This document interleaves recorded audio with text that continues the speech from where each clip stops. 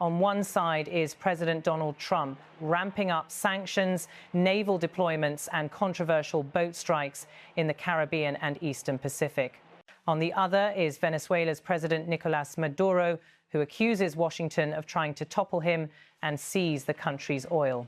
In the middle of this confrontation stands opposition leader María Corina Machado, now a Nobel Peace Prize winner, openly praising US pressure and arguing that it is the only thing keeping the dream of democratic change alive. This is no longer the diplomatic stalemate of past years. Maduro was sworn in for a third presidential term in January 2025 after a disputed election that opposition parties and many Western governments say he lost. They insist that the opposition's candidate, Edmundo González, was the real winner and describe Maduro's new mandate as a coup d'etat against the popular will. Yet Maduro remains firmly in Miraflores Palace, backed by the security forces and a political machine built over more than a decade in power. Machado, for her part, has become the face of the anti-Maduro movement. Barred from running in the 2024 election and forced into hiding, she is still regarded as Venezuela's most popular opposition figure. In 2025, she was awarded the Nobel Peace Prize, a moment she used not only to dedicate her victory to Venezuelans, but also, controversially, to thank Trump for what she called his decisive support for their cause. Against this backdrop, her message to Washington has been clear. She wants more pressure, not less. In a recent interview, María Corina Machado said, "Would we like more action more quickly? Yes. Yes," and stressed that for the United States, Venezuela is a hemispheric security issue. For her, Venezuela is no longer just a country in crisis. It's a test of how the US responds to what she calls a criminalized regime operating at the heart of the Americas. Machado argues that Maduro presides over a state that is deeply entangled with organized crime. In that same interview, she described him as heading a criminal enterprise. More recently, she has gone further in international media appearances, telling one US outlet that everybody knows Maduro is the head of the biggest drug cartel of the Suns, also the head of Trendy Aragua. US intelligence assessments do not fully support that sweeping claim, and some experts say the gangs she mentions are not as tightly controlled from Caracas as Trump and his allies suggest. But this framing underpins her call for stronger external pressure. For Machado, the logic is straightforward. If Venezuela's institutions are captured, outside actors must step in. "We're asking for law enforcement," she explained, insisting that we need the international justice system to function because the justice system in Venezuela doesn't exist. In her view, sanctions, criminal indictments, asset freezes and even the threat of force are not acts of aggression, but tools to restore the rule of law for a population that has already tried and failed to remove Maduro through protests, negotiations and elections.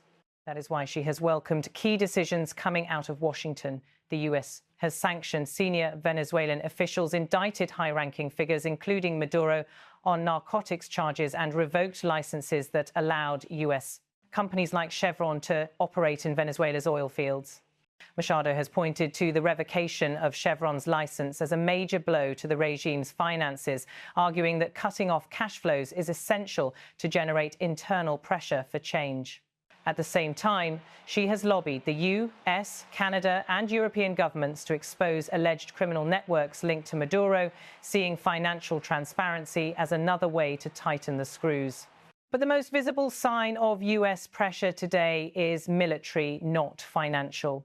Over the past months, the Trump administration has built up what officials describe as the largest US naval presence in the Caribbean in decades, accompanied by airspace warnings and a campaign of lethal strikes against boats Washington says are tied to drug cartels working with Venezuelan networks. Those strikes, more than 20 since early September, have killed scores of people and triggered a fierce debate in Congress about the legality of the operations and whether some may amount to possible war crimes. Machado has treated this escalation as proof that Trump is serious. In private meetings and public speeches, She and her team have argued that the presence of powerful gangs like Tren de Aragua makes Venezuela not just a humanitarian tragedy, but a direct security threat to the United States. That argument has resonated with hawks in Washington, who see Maduro as enabling criminal networks that destabilize the region and fuel migration northward.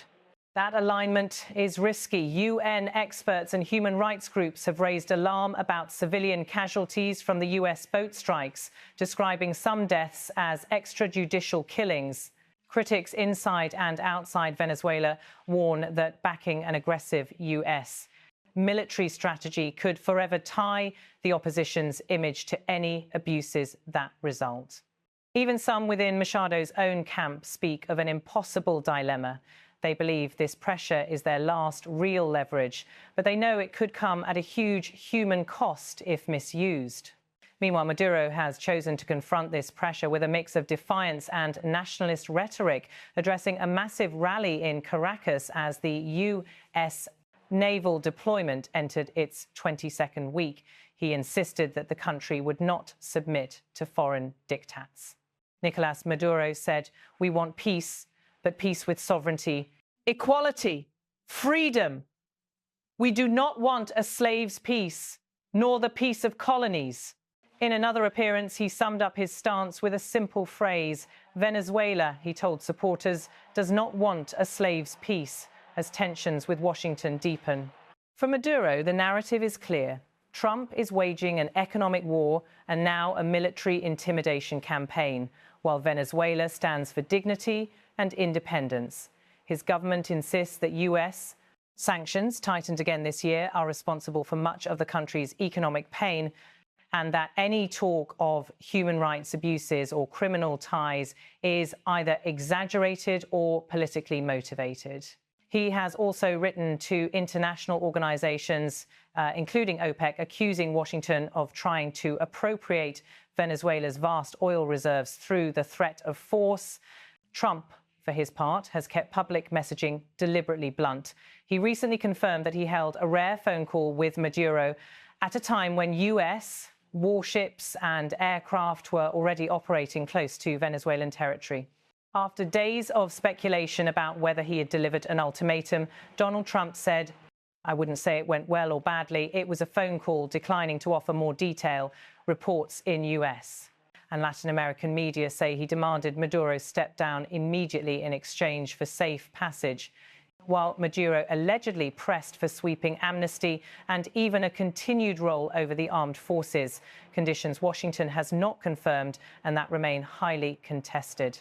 In this environment, Machado's praise for US pressure is not just symbolic, it is a bet on where power really lies. Her team has held repeated meetings with Trump's advisors and key Republican figures, including those who long supported tough measures against the Venezuelan government. Opposition envoys in Washington have supplied research and talking points about gangs like Tren de Aragua and Cartel de los Soles, arguing that Maduro uses them as proxies and that targeting these networks is essential to weaken his grip.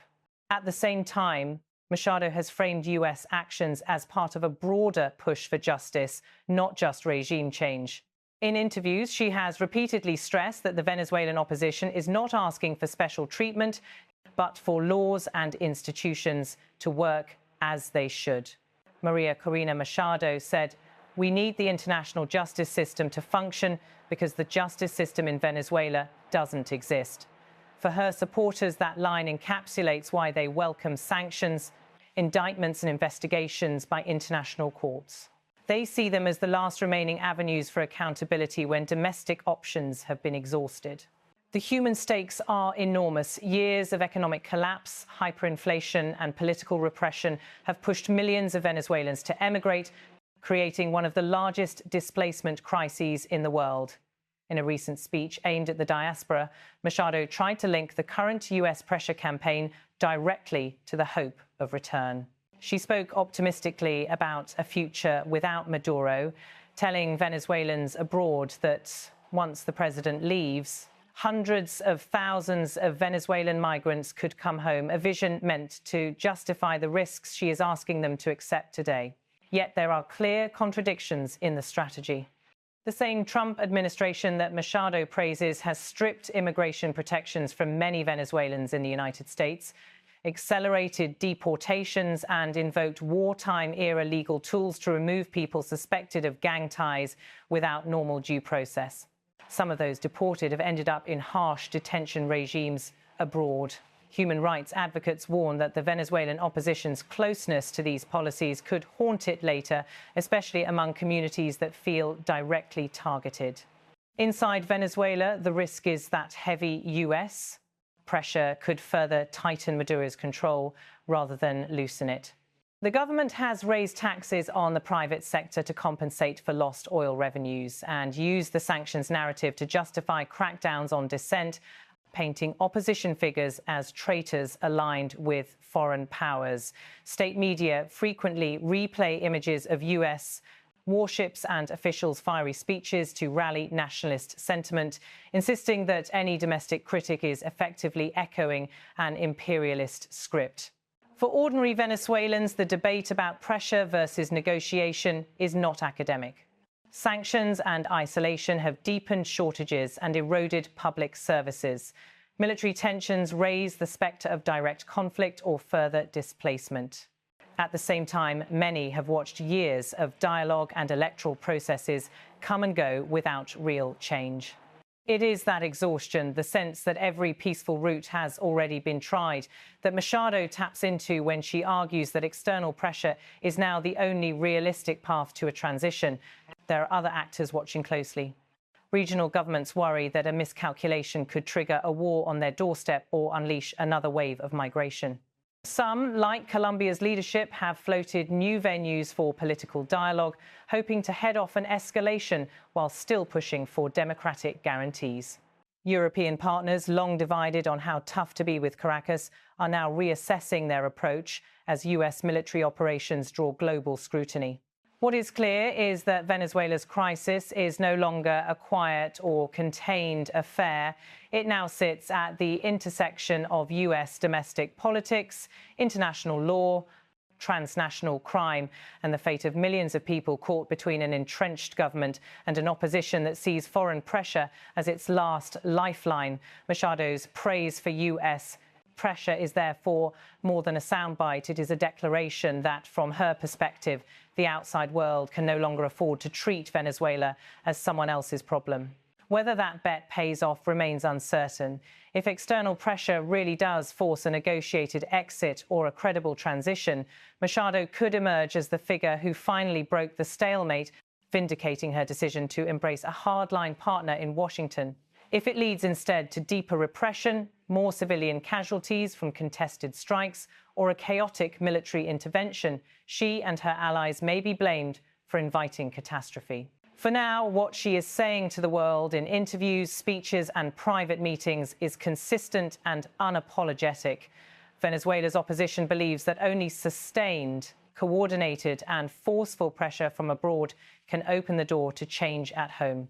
And as US warships patrol near Venezuelan waters, sanctions bite deeper and international courts weigh cases linked to the country, that pressure has become both the opposition's strongest hope and its greatest gamble.